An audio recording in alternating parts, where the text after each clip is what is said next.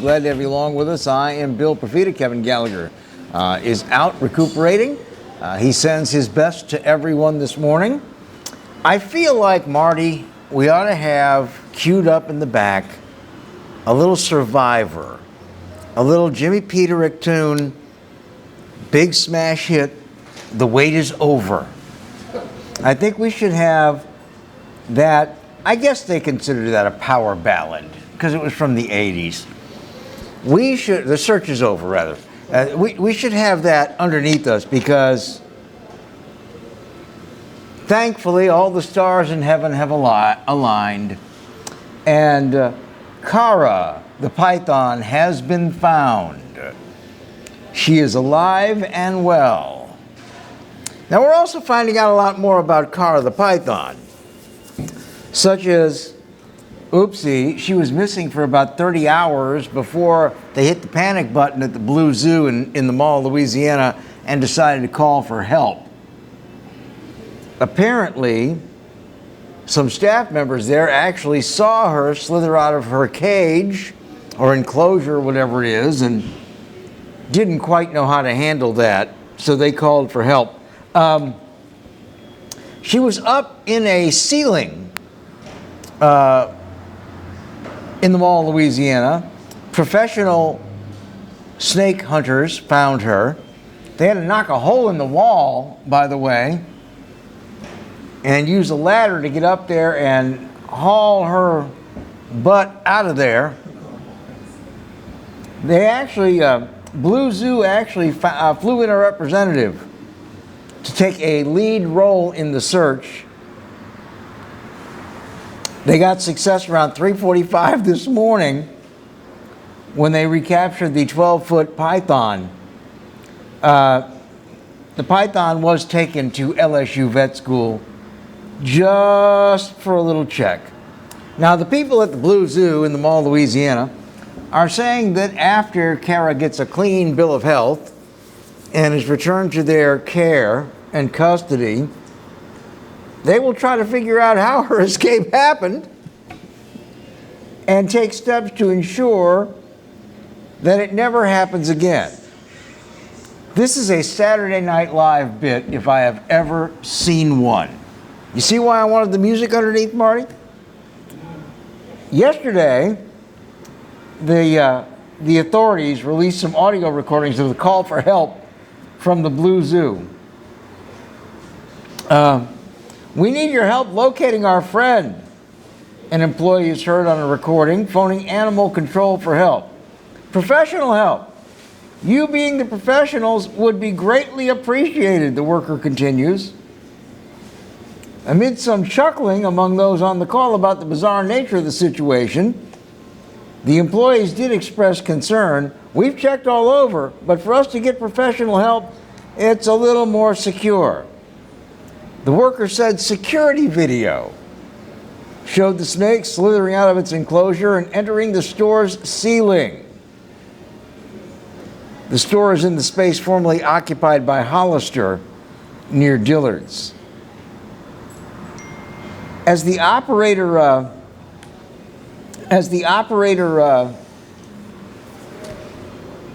is pausing for a second to try to marshal some forces, the recording picks up workers in the zoo saying, I didn't sleep well. See, this happened way before they called for help. I didn't sleep well.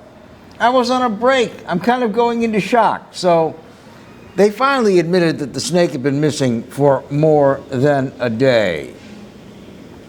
So,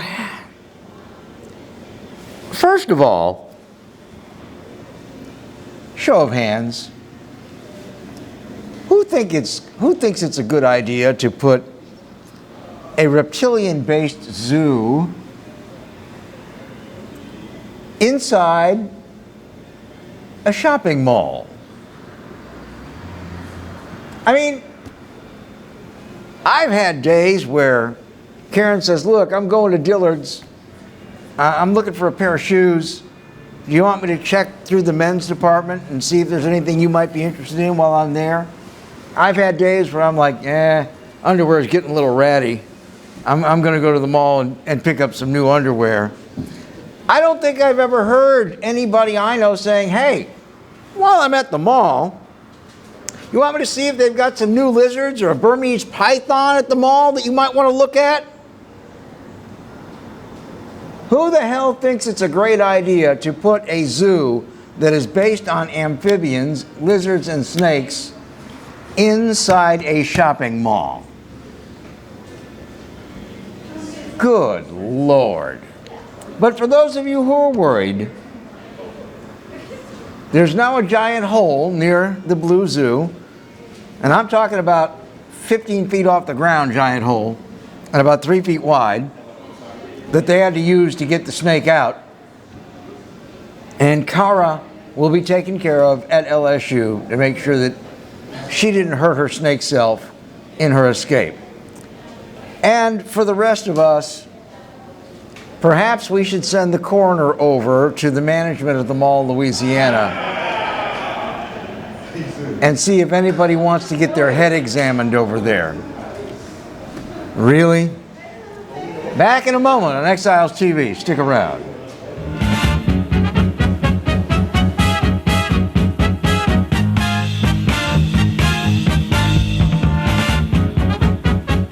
I owed the IRS $10,000. The IRS garnished my wages. They put a lien on my house. I'm self-employed and didn't report all my income. They claim I owe a lot more than I do. The IRS is the most powerful collection agency in the world. They do not give up until you pay.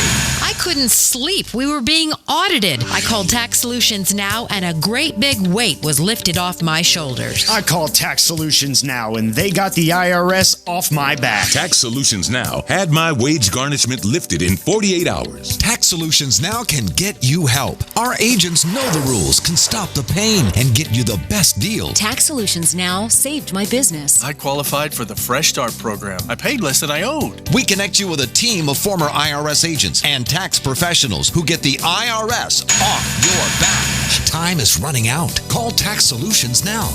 Call 800-778-4345. 800-778-4345. Hi, I'm Bobby Yarborough with Manda Fine Meats. Here at Manda, we know what the folks of South Louisiana love. They love great flavored smoked sausage, delicious deli meats, and specialty items like boudin and andouille sausage. Manda Fine Meats has been providing these products since 1947. We produce them right here in Baton Rouge, so you know you're always getting the freshest product at your local grocery store. Manda Fine Meats. Taste the fresh local flavor in everything we make. Make it Manda every time.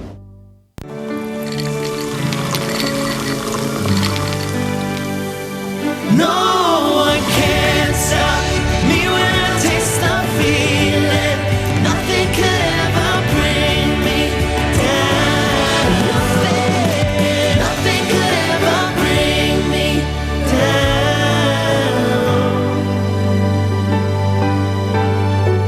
Taste the feeling.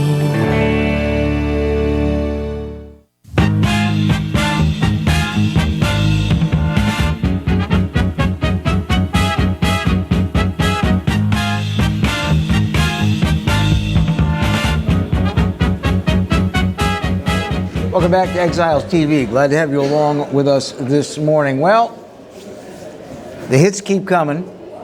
The beat goes on. Nothing much has changed, except perhaps the location. But sadly, Baton Rouge police have announced the arrest of a teenager in connection with the shooting death of a man found on North Harco Drive the morning after 4th of July. This is the second shooting, fatal shooting, on Harco Drive in 3 weeks. 15-year-old boy was taken into custody last night, booked on charges of second-degree murder. And again, he's being held in a juvenile detention center. His name is not going to be released because he is a juvenile. He committed a big boy crime, no doubt about that, but we can't know his name because he's 15. He stands accused of killing 30-year-old Lesage Butler III who was found shot to death at a North Harco Drive address at 10:54 in the morning, July 5th. Nobody knows, or if they do know, they are not yet commenting on a possible motive for the shooting. With the type of violence, shooting, murder, and mayhem we have had over the last couple of years in Baton Rouge, chances are this is, as D.A. Hiller Moore would say it, some sort of a dispute, some sort of a beef between the boy and Mr. Lesage that turned ugly and violent, and someone has now ended up dead. I tell you this because there are a couple of things to look at. Number one, we worry about these killers that are out amongst us getting out of our jurisdiction, out of our grasp, getting away with it. And so BRPD is to be commended for putting the pieces together on this, because I don't believe they had any witnesses. They had people that heard shots and came out after the fact, but they didn't witness the actual shooting.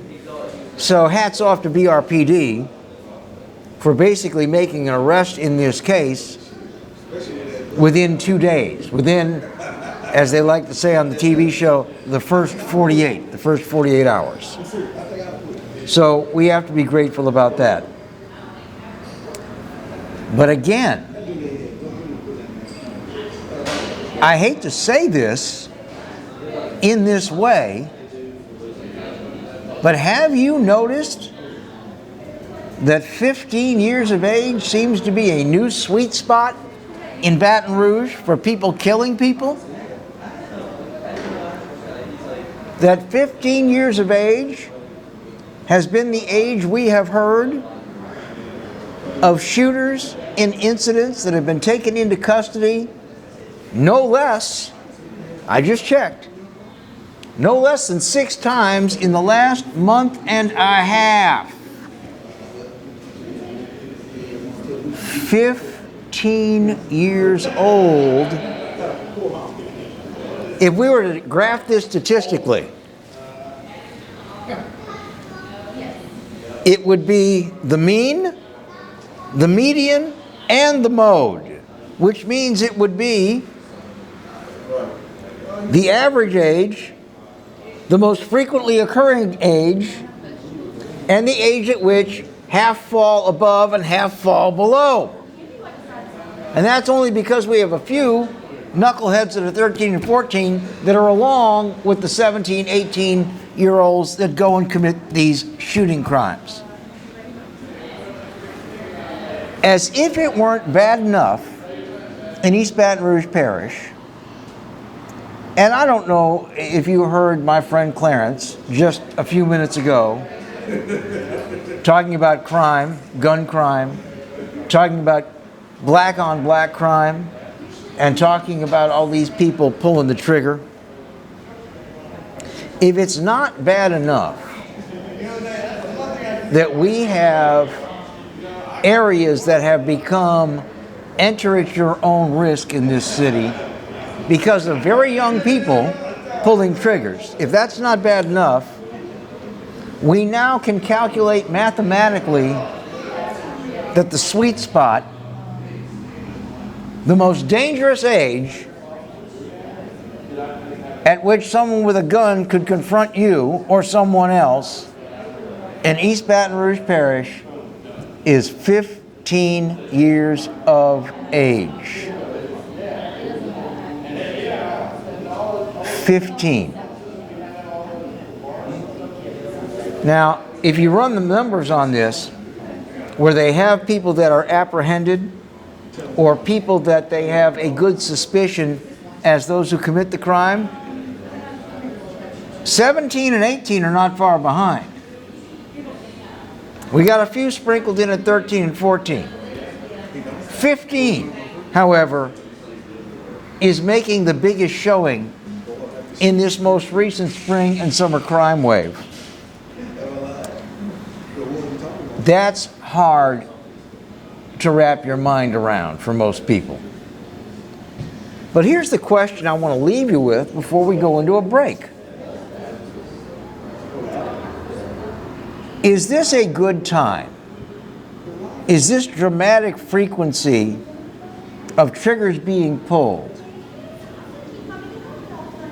Is this a good time for people at our state legislature to look at our juvenile justice laws, particularly as regards reporting the name of the person who has been arrested for a felony crime?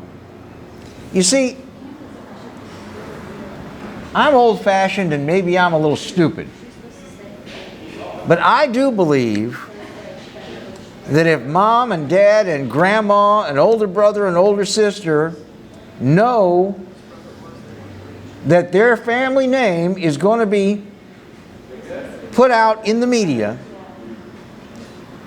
that they're going to keep a much closer look at their 15-year-old and keep them out of the gunfire business. Now, it won't keep all of them out, but let me tell you what, in that community, one of the most important rules, you go to church on Sunday because your mama told you to do, and you don't ever, ever, ever embarrass your mama and your grandmama. And that's a rule that should happen in every community in this country. But when it comes to 15-year-olds that are pulling triggers, I want to see their name. I want to know where they lay their head. And I want mama and grandma to see it too. And tell the other 15-year-olds or 14-year-olds or 16-year-olds, don't you ever bring this shame down upon my house.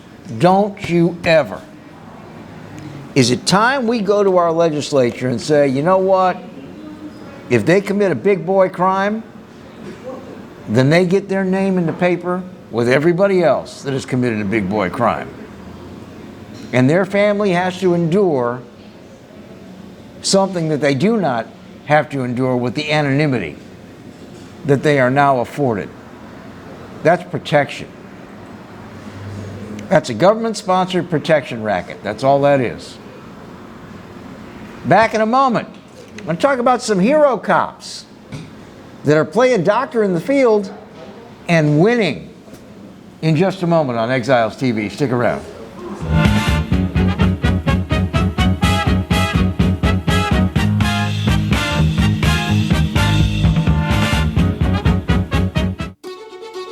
Live and play on the fairway at Greystone Golf and Country Club, a serene, challenging golf destination located in Denham Springs. For tee times and membership opportunities, go to GreystoneCountryClub.com. Hi, I'm Hurricane Betsy Barnes. And I'm Dr. Kay Siller with the Rocket Right Show. We are two busy blondes on the go showing off life in Louisiana. Watch us on Pelican Sports Network. And Talk 107.3 FM. Check local listings for times. This is State Treasurer John Schroeder urging you to check your mailbox. We just mailed out $4.5 million of unclaimed property checks to people across Louisiana.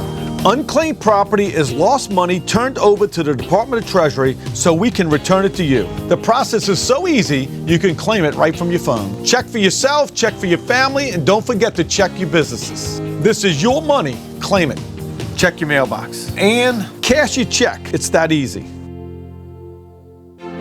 The Post on Church Point, a brand new event venue owned and managed by the VFW Post 3693, welcomes you to the bridal show of the future. Come out and enjoy the food, dancing, meet and greet with vendors, and win amazing prizes. Friday, August 6th from 6 p.m. to 10 p.m. For tickets, please visit thepostbridalshowgonzales.com or follow on Instagram. Located at 42430 Church Point Road, Gonzales. Vendor space is very limited, so hurry to secure your spot.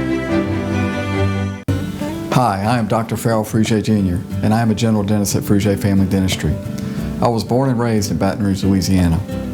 I went to Catholic High School, LSU, and LSU School of Dentistry in New Orleans, where I received my DDS degree in 1986. I always have and will continue to be committed to continuing my education, to invest in technology which makes the diagnosis and delivery of dentistry more thorough, more comfortable, and more aesthetically pleasing. In our practice, we are here to serve the patients. We want to improve their quality of life and to develop relationships with our patients. In dentistry, we have a chance to impact lives on a daily basis, not just by doing dentistry, but by getting to know them and being a part of their life. We also believe in giving back to our community. So every year, we give back to the Greater Baton Rouge Food Bank, Toys for Tots, and Mary Bird Perkins Cancer Center. Please stop by and visit our office. We would love to take care of you and your family.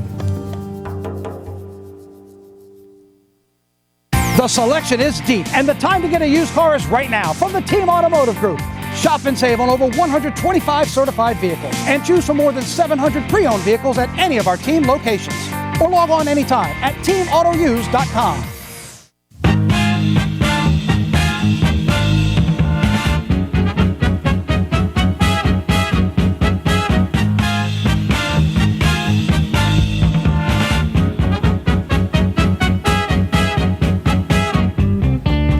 Welcome back to Exiles TV.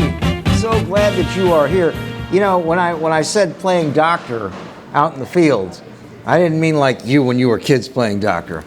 I mean actually, cops are saving lives of people out in the field. They're getting them stable before EMS can even get to them. And this is a good thing. Sergeant T.J. Morse is with me with BRPD. And there's a news story that I'm going to go through real quickly here. And this happened on Tuesday. Gunshot victim in Baton Rouge has a chance to recovery thanks to the fast thinking of a few Baton Rouge police officers. They used a tourniquet at the scene to stop life-threatening blood loss while responding to a shooting on Rosenwald on the 4th of July. Dr. Tomas Hakame, whom I've interviewed many, many times, who is the trauma director at Our Lady of the Lake, says this prompt staunching of the bleeding by police officers, not EMS, not physicians, saved this guy's life. And we've been talking with the high rate of gun violence we have, the number of shots that are fired, the wounded that are surviving now are due in large part to our more improved trauma care environment, but also to the fact that BRPD and a lot of other agencies are carrying these field trauma kits. Sarge, I've told the story. Tell me what you got in here and tell me the origin of all this. Yes, sir. So all our officers are issued IFACs or individual first aid kits, stuff that they can use on themselves if they're hurt, but also on citizens. A lot of times we are the first ones to respond to gunshot calls where someone is hit. Because it's not safe for EMS or fire department, those crews, to get in there to start working on people. So we're the first ones to get in there. The scene might be still hot, still kind of going on. So we can get there and provide immediate first aid, first life-saving support for someone that is injured. Am I correct in assuming that every BRPD unit that rolls has one of these where the officer can get it real quickly and take it with them? Yes, sir. So everybody is issued a kit just like this. And people, this has been so effective. We started the program, guy I was actually working at the range at the time, Corporal Charlie Robinson, just saw the needs starting to happen across the country. So he started the program back in 2015, and we've just evolved it since then with more training, more equipment, being able to do more things. Everything from just basic tourniquets, which you were talking about in your news story, which our officers, you know, they like them so much and they use them so much that they actually go out and buy their own. We issue them one. They want them for on their vest. They want them for on their belt. They want them to keep one in the kit. Just all that kind of stuff. And that one is the new design. This is not the tourniquet you saw when you were kids that was like rubber tubing. This is basically kind of like utility belt strapping material. So I would imagine you can get this tight very, very quickly. Yes, sir. If you want to open it, you can look at it. But yeah, it's made so that you can apply it to yourself or apply it to somebody else within just a matter of seconds. It goes on and just show me how it works, so we can show everybody at home how it works. Yeah. So I'm just gonna put this on your arm. First thing I'm gonna do is tighten this down as far as I can get it, so that at first that this is nice and tight. I'm gonna come across, and then I'm gonna give this a couple of turns where it's going to stop that bleeding that's going to come out. I'll be able to see that the bleeding stops with just 1 or 2 turns. Well, I can feel it's working already. And if I went to go feel if you had a radial pulse right now, I could tell we don't have radial pulse, and we kept this on there. You'd see capillary refill would go down. You see loss of blood going, all that. So I could secure that in there, snap it down, and we're good to go. And that tourniquet's going to stay in place until you get transported to the emergency room. Now, we were all frightened to death of tourniquets in the Boy Scouts and, you know, in our high school health classes. They scared us to death. Yes, sir. They said, don't put a tourniquet on without supervision and don't leave it on more than 5 minutes. All that's kind of out the window now, isn't it? Yes, sir. So modern medicine now, it used to be the old school of thinking, if I put a tourniquet on somebody, that limb is going to be getting cut off. Like that was the way it was taught, you know, back in Vietnam days and stuff like that, even military medicine. But the way medicine goes now, I can put this tourniquet on you and it can stay on you for 3 to 4 hours and you're still going to be good. And without having a risk of loss of limb or anything like that, if you're using the appropriate things. The problem comes in if somebody's using something that they shouldn't be using, like you don't want to use shoelaces or extension cord or something really small like that, because then you're going to have nerve damage that's going to cut into you really tight.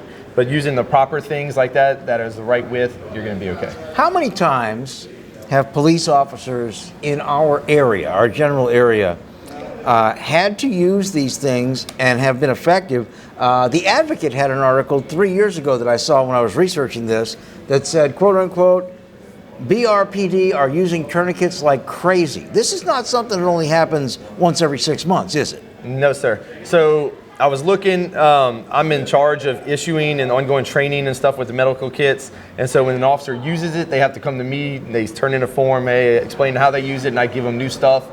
And I was just looking at the numbers, right around 25 to 30 times so far this year, our officers have used life-saving equipment, whether it be a chest seal, somebody shot in the chest.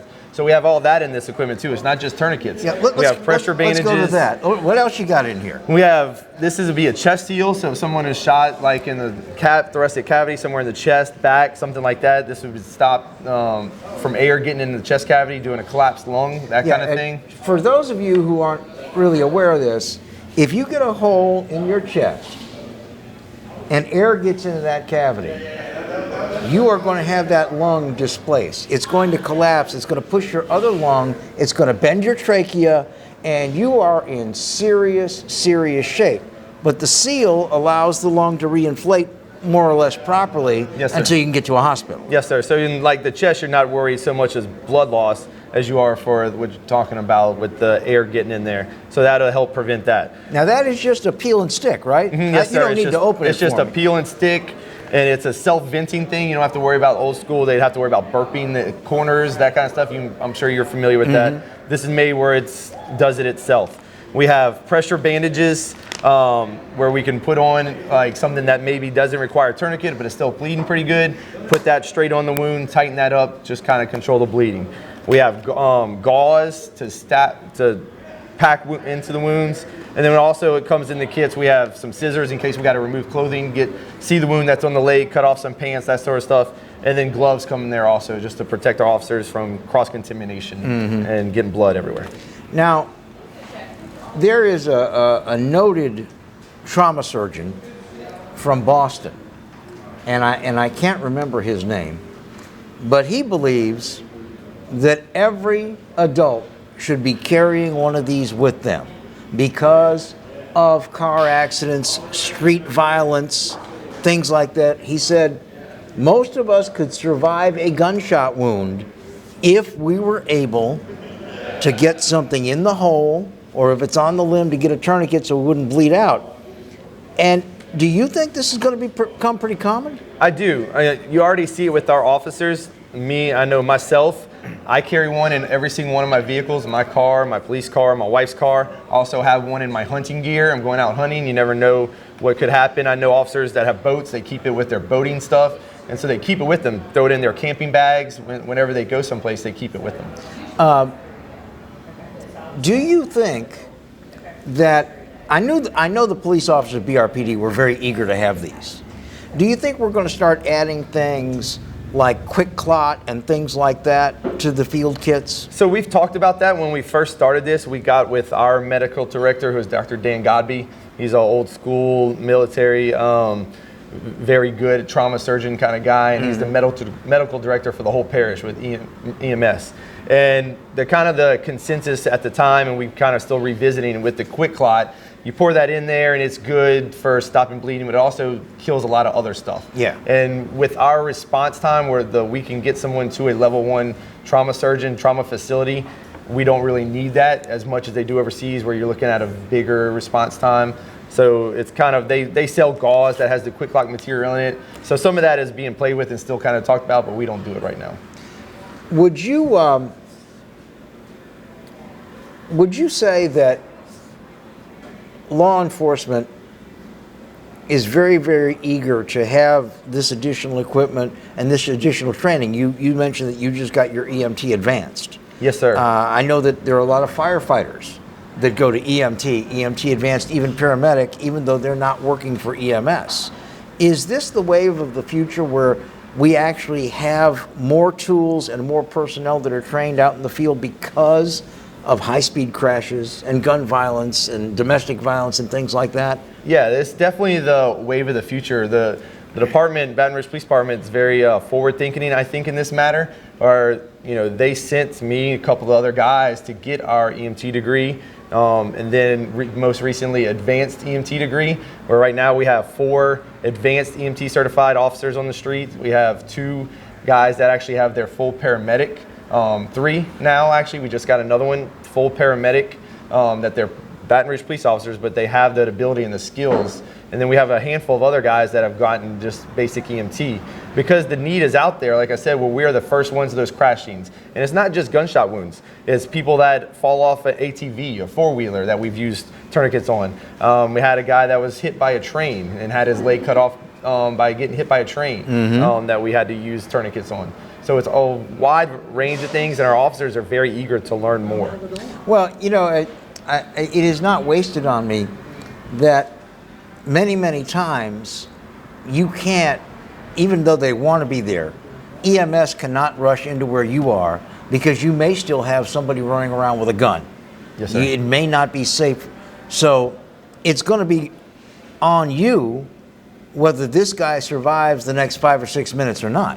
Yeah, and we're at when you're talking about a massive blood loss, you only have a small window, so you can't wait for the scene to be safe, for EMS to be able to come in. You have to do something to help try to stop that bleeding, whether it's putting pressure with a pressure bandage, throwing on that tourniquet, stuffing it with gauze, whatever it is that you have to do.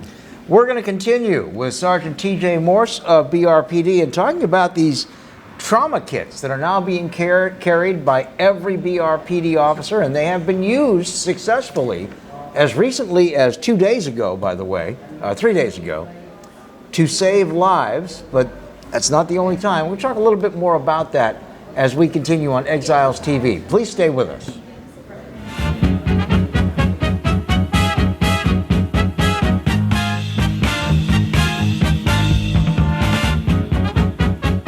Balello's Furniture and Appliances, your dependable independent. Depend on us for service, for selection, for price. Get huge Whirlpool savings. Shop now and save on Whirlpool appliances throughout the store. Plus, experience our price match guarantee and ask about special financing. You can depend on the know-how of people who live appliances every day. Balello's Furniture and Appliances, your dependable independent with nationwide buying power. Hello guys, it's Debbie. It's time. I've got a brand new location. 10510 Airline Highway, Baton Rouge, next to After 5 Tuxedos. We have the perfect spot to get all your wedding and formal wear needs. Come see our one-of-a-kind name brand and get great prices. With 30 years experience, the best customer service anywhere. It's Debbie's Bridal, Airline Highway, Baton Rouge. See you soon. Hi, I'm Hurricane Betsy Barnes. And I'm Dr. Kay Siller with the Rocket Right Show. We are 2 busy blondes on the go showing off life in Louisiana. Watch us on Pelican Sports Network. And Talk 107.3 FM. Check local listings for times. The first big sale of the year is here. The Dream Garage Spring Event is underway at Team Honda. For the first time ever, get $12.50 customer cash on every new 21 Passport, or get 0% for 60 months on every new 21 Pilot at Louisiana's #1 Honda dealer, Team Honda. This is State Treasurer John Schroeder urging you to check your mailbox. We just mailed out $4.5 million of unclaimed property checks to people across Louisiana. Unclaimed property is lost money turned over to the Department of Treasury so we can return it to you. The process is so easy, you can claim it right from your phone. Check for yourself, check for your family, and don't forget to check your businesses. This is your money. Claim it. Check your mailbox. And cash your check. It's that easy. Sometimes life is wonderful, and sometimes it's not. Cherish the good, but always be prepared for life's challenges. At Private Healthcare, we provide the peace of mind you deserve. With Private Healthcare, you'll get the coverage you want and healthcare you need. If your employer doesn't supply healthcare coverage and you don't qualify for Medicare or Medicaid, you need to give us a call right now. Private Healthcare is private health insurance for ages 65 and under with medical, dental, vision, and even prescription coverage. When life comes at you unexpectedly, you need to be ready, and health insurance is your financial safety net. Health insurance has never been so easy and affordable.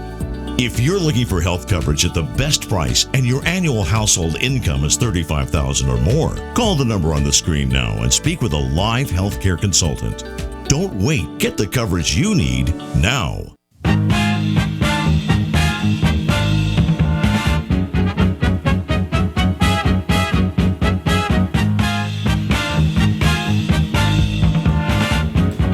Welcome back to Exiles TV. Glad to have you along with us. I want to remind you, by the way, a lot of folks are not available to watch television in the middle of the day.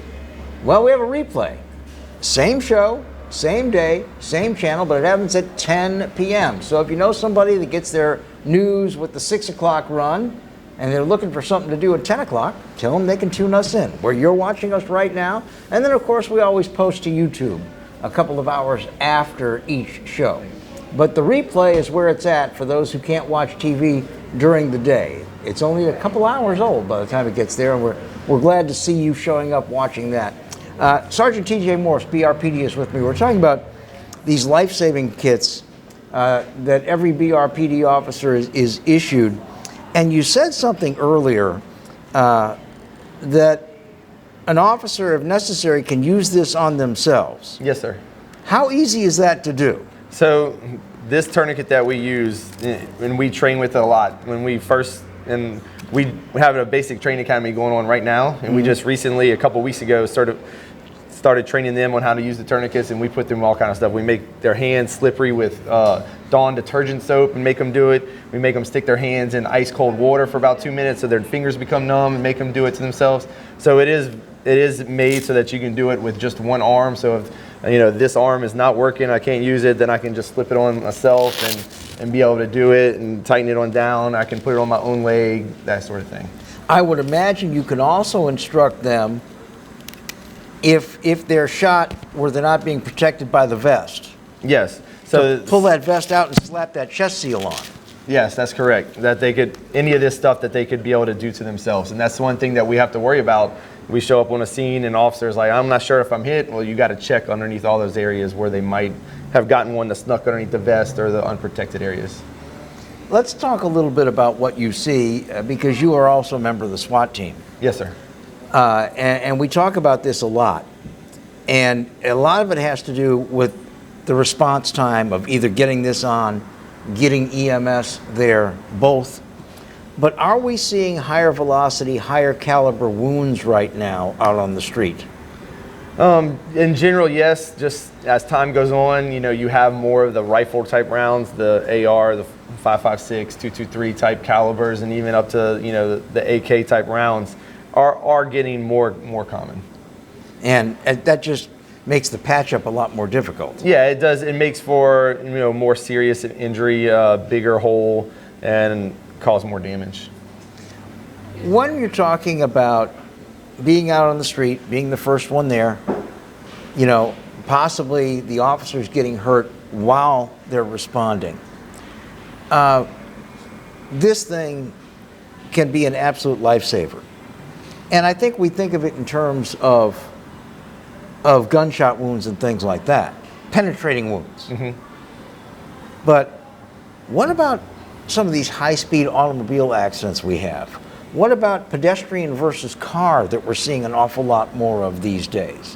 What about somebody that falls off a ladder and maybe has a fracture that's open on their arm? Same thing applies? Oh yes, 100%. You know, we get kind of fixated on the gunshots, which we do a lot of, but we use these on traffic crashes, people thrown from a car, like I mentioned, the guy that was hit by a train, or just somebody walking across the street that's hit by a car, pedestrian struck by a car. We can use all this stuff as far as controlling bleeding with just a pressure bandage, to whether it be gauze, doing something to help them out until EMS gets there. We also train our officers in just basic CPR and first aid, stabilizing the neck and the C-spine. If someone's not breathing, being able to give chest compressions and mouth to mouth if necessary.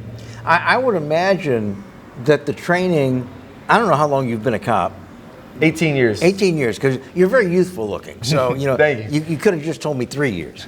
But I would imagine the amount of emergency aid treatment that you are giving at the academy today is probably 4 times what you got when you first went through the academy. Yes, sir. I went through the academy in 2003. This was not available. This did not exist. We got basic CPR, I believe, one time, and that was it. But as medicine is progressing and as we're kind of embracing it, and we're able to certify some of our officers in some of these things, and we're getting people from coming back from overseas that are doing medicine over there, we're just trying to increase, not only at the academy, but bring in officers and continue to increase that medical training that we're able to give. I know a couple of my friends at EMS that come on this show. They're both PIOs. They have invested in their own body armor, their own Kevlar, so that they can come in quicker when you all talk about people injured, people down. Do you see police departments in general, and BRPD specifically, expanding this kit even more in the coming years as more field-ready gear becomes available for y'all to use? Because I know you don't like have anything for splinting or anything like that. Right, yeah, we don't have anything for just, if somebody has a broken arm, to be able to do that. That's going to be more of just like, hey, we're going to have them hold it in a position of comfort until EMS gets there. And usually those kind of scenes, the way we're able to work with EMS, if something happens like that, is usually not a dangerous scene. So really, we're a lot of times we're the first ones there, and then fire and EMS right behind us. They want to come in and help us, but sometimes they can't because it's more dangerous. And that's going to be your crime of violence type of things that we have to do. The broken arms, stuff like that, sometimes we don't even get that call unless it's some kind of crash, something like that. But if somebody falls down while running or a bicycle accident, we might not even get that call sometimes. EMS, fire will get that. But I do see it expanding as more officers get more training, and we're able to do that. Well, let's talk about that a little bit. You said you now have 3 fully licensed, qualified paramedics on BRPD. Yes, sir. I think I know the answer to this, and it's going to aggravate me, but I'm going to ask it anyway. Do they get a little bump in pay when they get to these certifications? Unfortunately not. Yeah, that is it's something, going to aggravate me, yeah. That is something, like I said, we have never had advanced EMTs on the department for until just a few months ago. 4 of us got it. And then after that, we have a handful of guys that are basic. It's something that we're just now starting to try to write some good policies on about the training, about how often we need to go ride on the ambulances to keep our training up, the gear and getting better gear from EMS to give to us so we can keep in our units. So it's stuff that we're trying to get along, and I would like to see that. That'd be a great thing if we could offer that as an incentive. I'd like to see that too, because I think it's only fair and only right. But I guess what I'm saying is certainly not for the pay benefit, but for the safety benefit.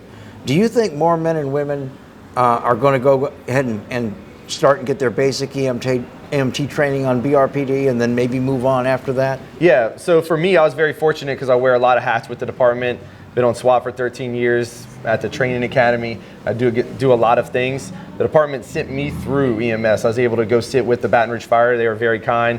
I attended their regular basic academy with their guys to get that certification. And then my advanced EMT was through St. George.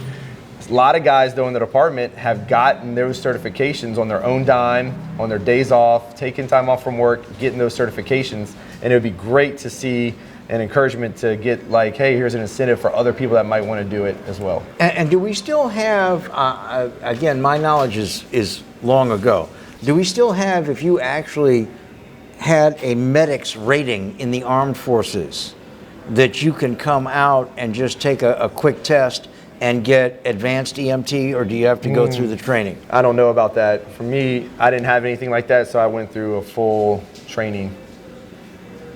Well, I mean, I think it's something to look into for sure. Yeah, this is definitely fascinating and long overdue. And I know you were one of the first departments to do this. Yeah, we're definitely on the forefront when it comes to the medical equipment that we give to every single officer and that training that we put them through. And again, the running count, at least according to the Advocate story, and I have no reason to doubt it, is that this has saved actual lives. The physicians who took the patients in say they would not be here if it wasn't for these kits, probably 50 or 60 times in the last 5, you got them in 2016, right? 2016. In the last 5 years. Yeah, so I mean, this year alone, we're up to 25 or 30, and we usually hover around the 30, 45 mark for a year. This year has been a lot busier. And our homicide rate's a lot higher right now than it has been. If we didn't have these out there and we weren't getting the saves, who knows what the homicide rate may be. Well, and again, I would imagine it's a lot like if you have to use your taser or your pepper spray or your Glock, the minute you deploy one of these, there's a record of it. A supervisor has to be notified, and they get you replenished real quickly and back. Yeah, there's some paperwork they fill out, and they come by and give the paperwork to me, and then I give them some new equipment. That's tremendous. You want to talk about dealing with the devil but doing God's work? That is amazing. That really is. And I'm so glad that you came, and I'm so glad that I was made aware of the life-saving tourniquet just the other night, so we could talk about this. I promise you, we're going to talk about this again I'd be happy to come back as we go further down the road. Sergeant T.J. Morse, BRPD, and he's kind of the lead person on these trauma kits that go out with every officer, in addition to being on the SWAT team and teaching a number of other things at the Academy. Thanks so much for being with us. Thank you, sir. I appreciate it. We're going to take a quick break. We'll be back to wrap it up on Exiles TV. Stick around.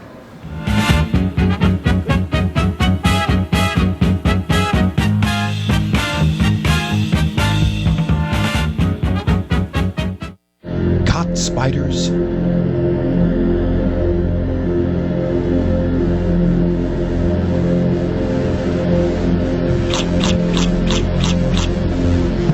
Premier Pest Services. Hi, I am Dr. Farrell Frugier Jr., and I am a general dentist at Frugier Family Dentistry. I was born and raised in Baton Rouge, Louisiana.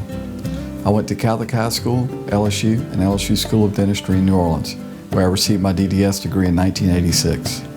I always have and will continue to be committed to continuing my education, to invest in technology which makes the diagnosis and delivery of dentistry more thorough, more comfortable, and more aesthetically pleasing. In our practice, we are here to serve the patients.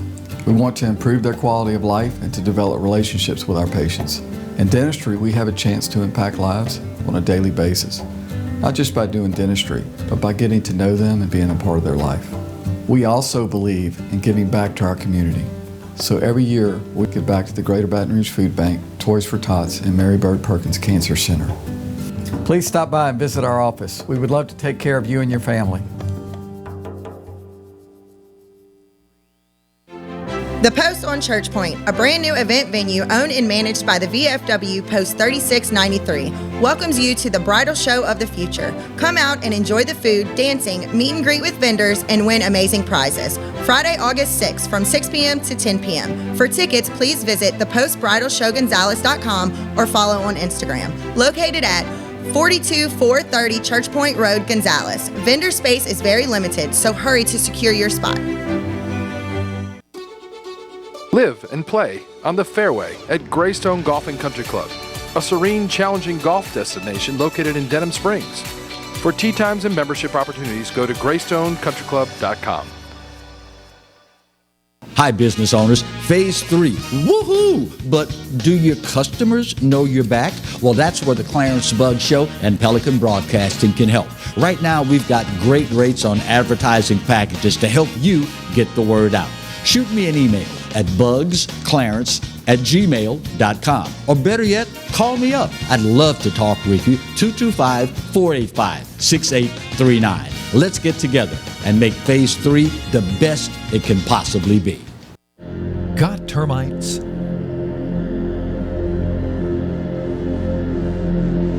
Get Premier Pest. PremierPestServices.com.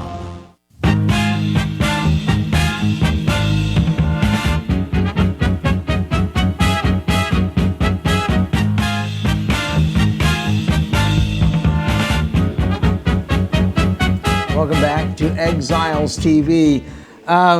In about 8 minutes, Louisiana's top law enforcement officials are holding a press conference.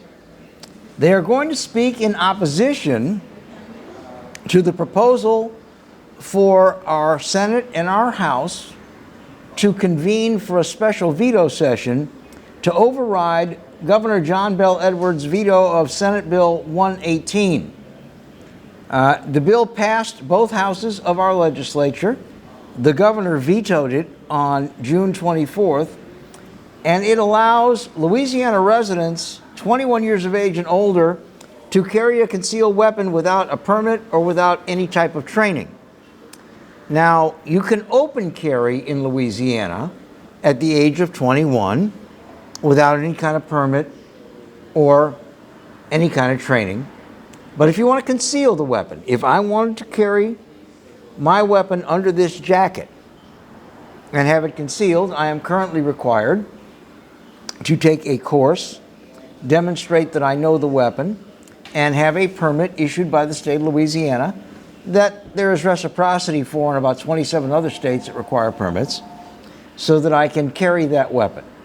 It assumes a certain margin of safety with the permit holder because they have gone through the class, they have demonstrated they are proficient with the weapon. Yeah, you have to fire the weapon and all that in class. You have to show that you're proficient, that you're not going to accidentally shoot somebody else or blow your own foot off. I get that.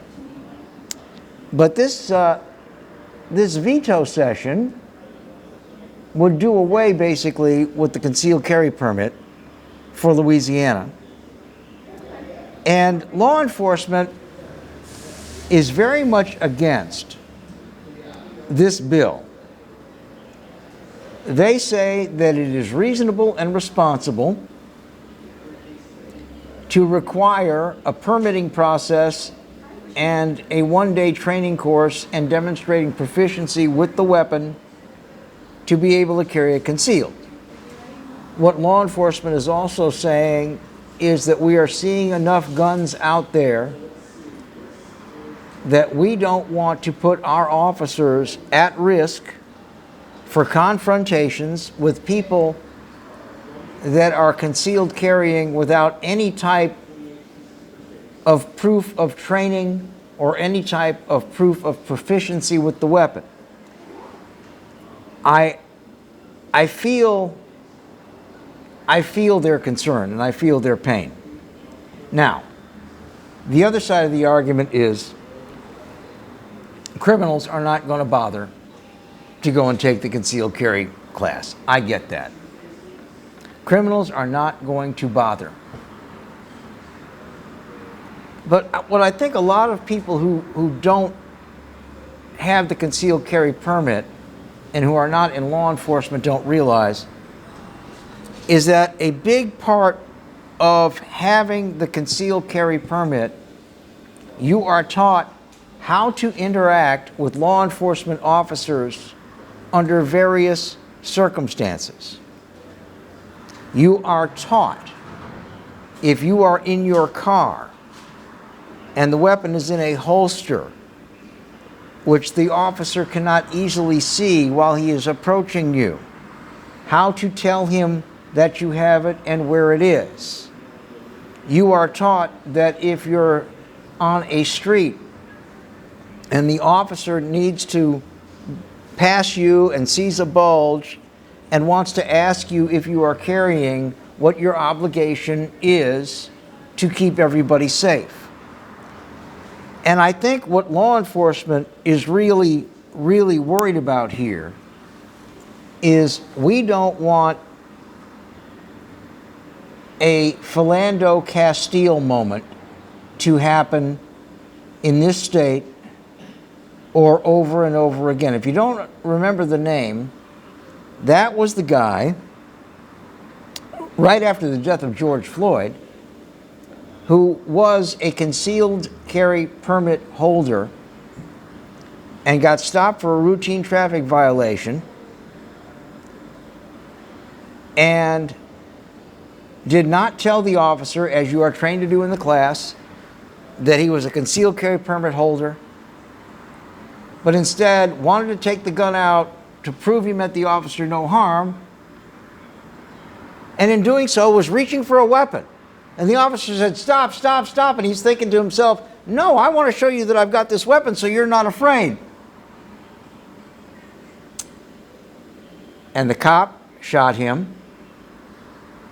It's a big mess. He died. Lawsuits, charges filed, charges dropped. I really think their opposition to this is that they don't want more of these circumstances. That the training on how to deal with law enforcement when you have a weapon is good and valuable and should be retained.